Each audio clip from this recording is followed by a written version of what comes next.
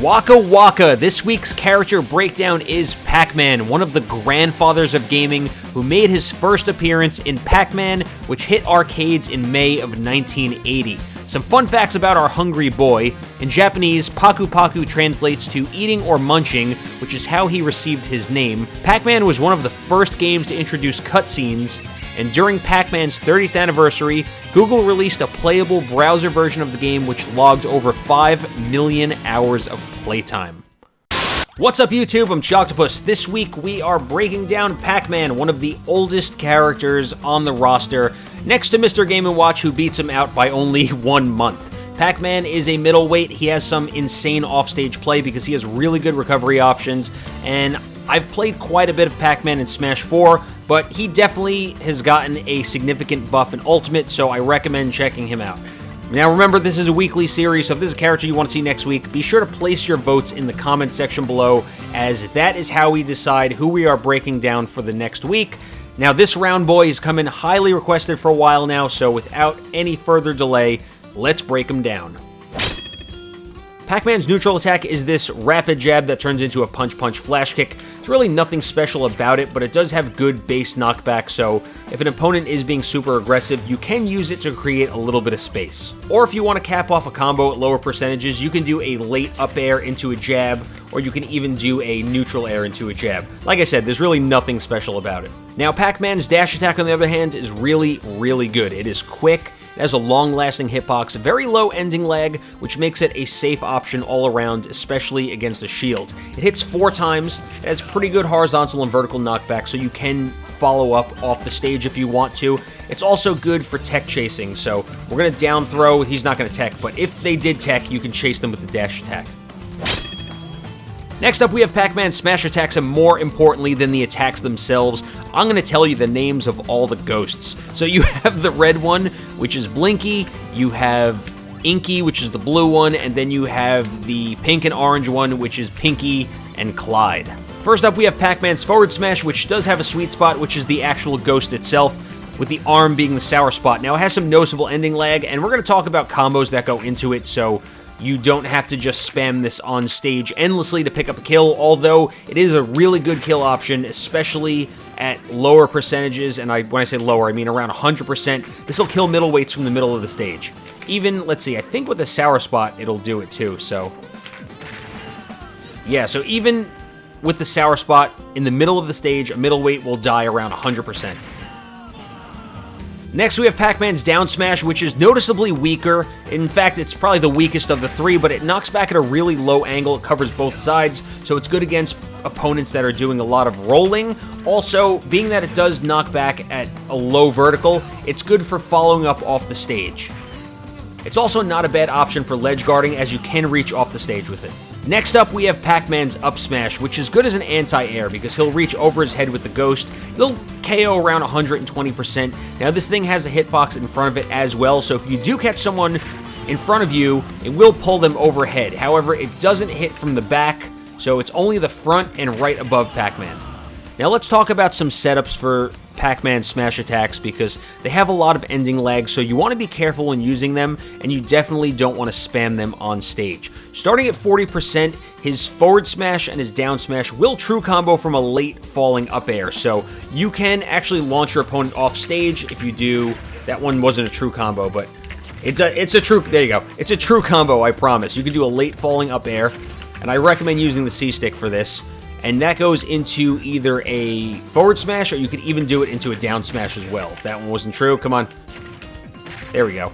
As for his up smash, damage needs to be a little higher, so somewhere between 50 and 70% should work. You're going to do the same thing. You're going to do a late up air, and then you can step forward and do an up smash from there. So one more time, step forward. Oh, that was an up tilt. Step forward and up smash.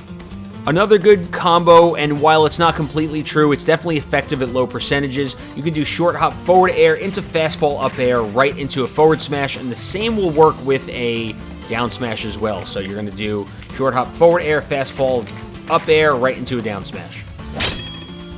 Next, we're going to talk about Pacman Specials, and this is going to be a large majority of the video because there's a lot of depth here. Similar to Link's bomb tech, Pac-Man can do a lot with his bonus fruit and with his hydrant. So if you actually pause in training and you go to the move list and scroll down, you can actually get a description of what each of the bonus fruit do, but today we're going to be covering mostly the Boss Galaxian, the Bell, and the Key. Pac-Man has this ability where he's able to recycle fruit, or better known as fruit looping, and whoever coined that term is an absolute genius, so kudos to them. Basically, fruit looping is the ability to reuse fruit and re-catch fruit and cycle through them to the next fruit. So, hypothetically, if you take the melon and you throw the melon, you're able to catch it. And if you catch it, Pac-Man has it in his hands, and now you can do a couple things with it. You can put it away by hitting B and then shielding immediately. You could throw it back at your opponent, and Pac-Man, once he has it in his hands, can throw it in a multitude of directions. You could throw it up, down, left, right. You could even Z-drop it. Or if you want to cycle to the next fruit, you can hit B and then shield to put it away, and then if you hold B, you can continue to cycle it to the next item. So let's talk about the state of bonus fruit either being stored away or having it in hands, because they have their advantages and disadvantages. Bonus fruit that is stored away gives you access to your entire moveset, but it will take more frames to throw. Bonus fruit that is in Pac-Man's hand is way better for punishing, but it gives you access to a limited moveset unless you put the fruit away, so you can really only use your special attacks. Now, the great thing about his bonus fruit is that you can continue to reuse the same items and put them away, granted that you could keep catching it. Now, it's going to take some practice, but in order to put them away, like I said earlier, you're going to hold B and then hit shield, and then if you want to reuse the same item, you're going to hit B twice. And lastly, if you want to cycle to the next item, once you put it away, you're going to hold B to get to the next one. As for the items themselves, the Boss Galaxian is a good tool for mix-ups because it'll hit twice if it connects early. It's also one of the easier items to catch. The Bell has stun properties, which makes it extremely dangerous if used correctly. Also, it's great for ledge guarding because you can Z-drop it. And last, we have the Key, which travels at a high speed and launches opponents, which could be good for a long-range kill. Next up, we have Pac-Man's down B, which is the fire hydrant. You know, the classic fire hydrant from Pac-Man. I know it's not from the original game, shut up. The hydrant has multi-uses, because you can use it as a pseudo-projectile and knock it at your opponents, or you can use it to push your opponents away or you towards your opponents. As for the hydrant itself, it'll shoot water from the sides twice, or from the top, depending on if someone's standing on it, before it decays. It could also take about 13% damage before you can knock it towards your opponents, or it gets knocked at you. There's definitely a lot more to talk about here than it seems, because the hydrant does have wind boxes, which are great for throwing fruit because it'll propel them at high speeds backwards towards your opponent. Another great use for the water is using it to propel yourself forward while charging a smash attack. On the opposite end of that, you can also use it to send your opponent towards you. And being that the hydrant comes out so quickly, it's a pretty good option for a safe overhead projectile. Pac-Man Side B is his power pellet, where he will transform into classic Pac-Man. This thing has insane knockback and speed. It does take a little while to get going, but you can aim it in virtually any direction you want. So you can aim it left, right, you can go up, down. Also, Pac-Man will have increased knockback and damage after he eats the pellet as opposed to before. You can use it to chase your opponents off the ledge for some pretty insane plays. Also, it's one of his better recovery options because he can jump and still use his up B afterwards. Also, Pac-Man does have some super armor during the attack. Last up, we have Pac-Man's up B, which is his Pac Jump, and this is one of the reasons why Pac-Man can basically chase an opponent anywhere, because his up B will jump 3 times, with each one being higher than the last, and it also can be used out of his side B as well, so Pac-Man can virtually recover from anywhere on the map. As far as an attack goes, it does have some damage and knockback, but it's nothing you want to use on stage. But you should really chase your opponents far and wide, because Pac-Man can go way into the blast zone and still recover with ease. Pac-Man's tilts are pretty basic. You have his forward tilts, which, like most characters that have a basic forward tilt, you can angle it upward or downward. You have his down tilt, which is a good option for poke as it has good long range and it comes out quickly. And then you have his up tilt. Unfortunately, like his up smash, it doesn't have a hitbox in front of him, so it only hits overhead. His up tilt, however, is good for extending combos at mid percentages, so somewhere between 50 and 70, you can do a really late up air into an up tilt into a forward air or neutral air or a back air, and it will be true. As for his forward and down tilts, you have a couple combos you can do at low percentages, so you do have a forward air into a neutral air or an up air that you can then go into a forward tilt or a down tilt, so you can kind of mix and match. So first we'll do a forward air to up air to down tilt, which is true. You can also do forward air to up air to forward tilt. So go forward air, forward tilt, and you can even do the middle attack with a neutral air. So you do forward air, neutral air, forward tilt, or you can do a forward air, neutral air, down tilt as well.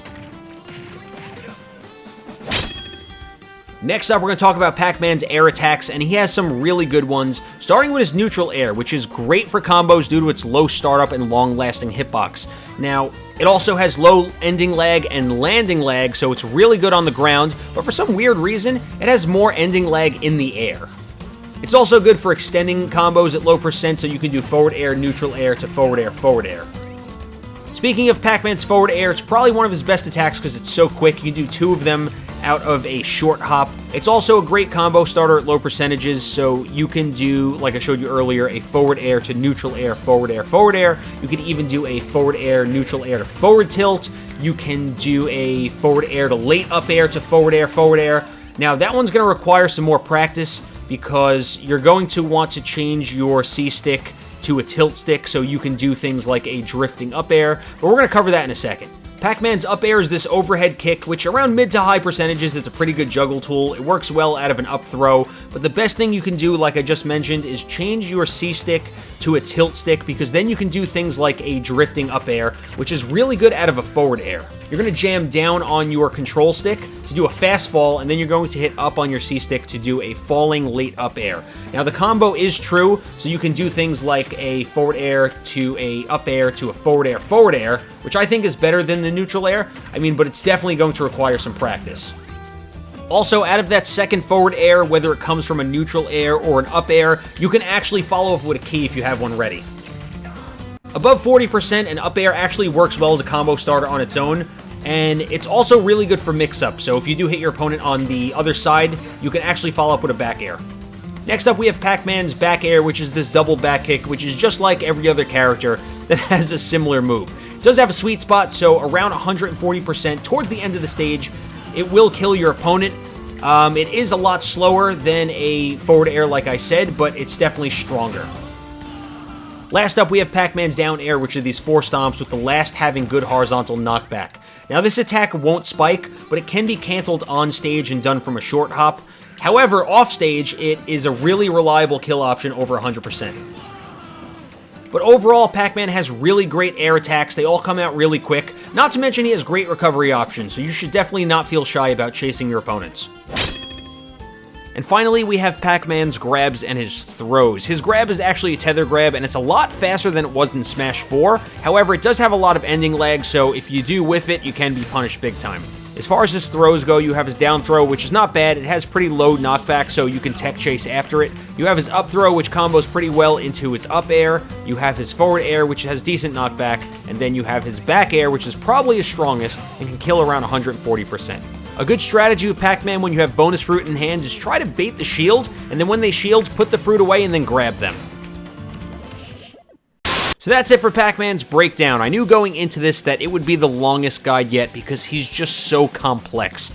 But also, he's a great character. If you enjoyed this, make sure you leave a thumbs up on the video and let me know in the comments section below who you'd like to see next week. If you're new to the channel, I do weekly character guides as well as a load of other Smash and Nintendo content. So if that's something you're into, make sure you hit the subscribe button and ring the bell, or Pac-Man's going to throw the bell at you.